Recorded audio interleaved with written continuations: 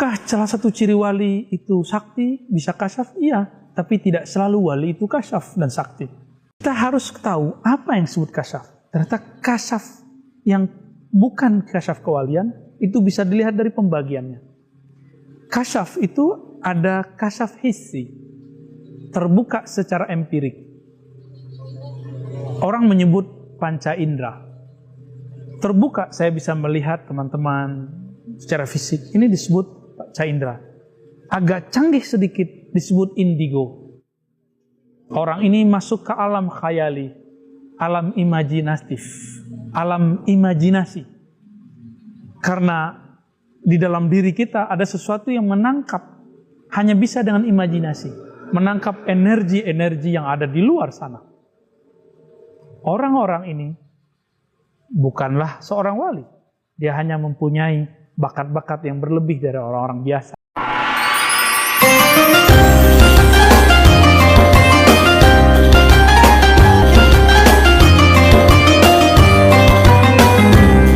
Bismillahi walhamdulillah wala hawla wala quwata illa billah, amma ba'du.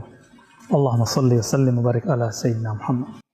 Sahabat-sahabat dimuliakan Allah, banyak yang berpikir bahwa wali-wali Allah itu mesti sakti, mesti kasyaf. Apa arti kasyaf?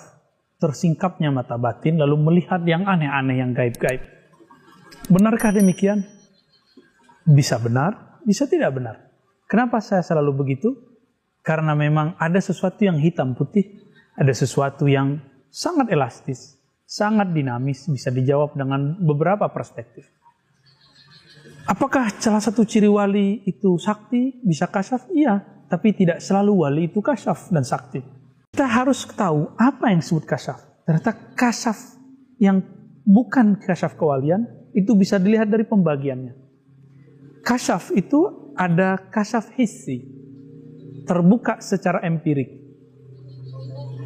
Orang menyebut panca indera. Terbuka, saya bisa melihat teman-teman secara fisik. Ini disebut panca indera. Agak canggih sedikit disebut indigo. Orang ini masuk ke alam khayali, alam imajinatif, alam imajinasi. Karena di dalam diri kita ada sesuatu yang menangkap, hanya bisa dengan imajinasi, menangkap energi-energi yang ada di luar sana.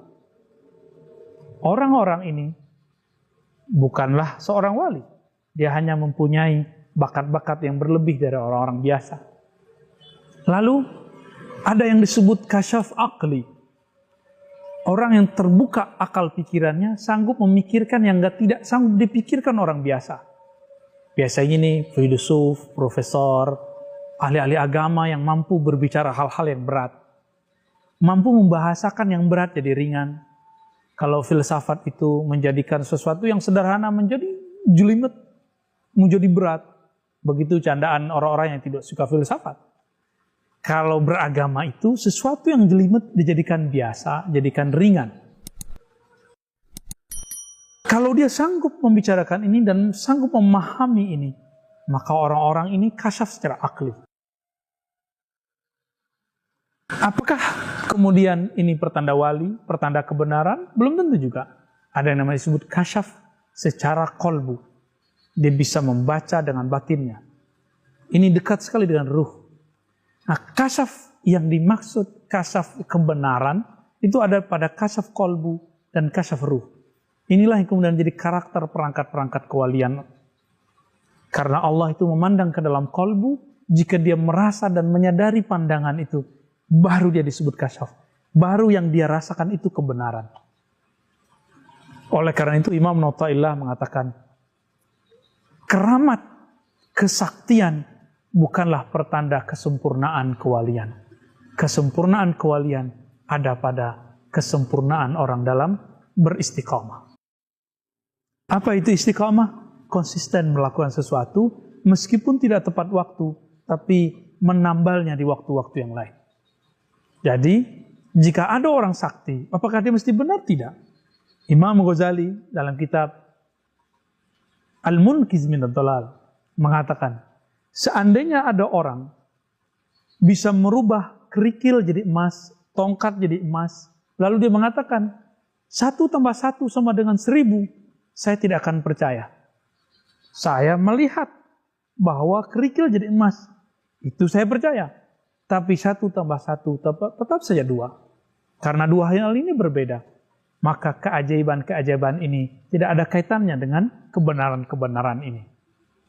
Inilah yang kemudian yang tidak bisa dipisahkan oleh orang yang gagal, tidak belajar mantik dan logika. Tidak memahami akal dengan baik. Sedangkan Allah menyuruhnya, afala ta'qilun. Apakah engkau tidak menggunakan akalmu? Maka mari belajar tentang akal yang sehat. Jangan anti dengan ilmu logika, ilmu mantik. Itu adalah ilmu merapikan pikiran kita. Sebenarnya grammar merapikan bahasa, mantik logika merapikan cara berpikir. Supaya tidak halu, supaya tidak salah mengatakan kebenaran. Wassallallahu ala nabi Muhammad, la ilma illa lillah. Assalamualaikum warahmatullahi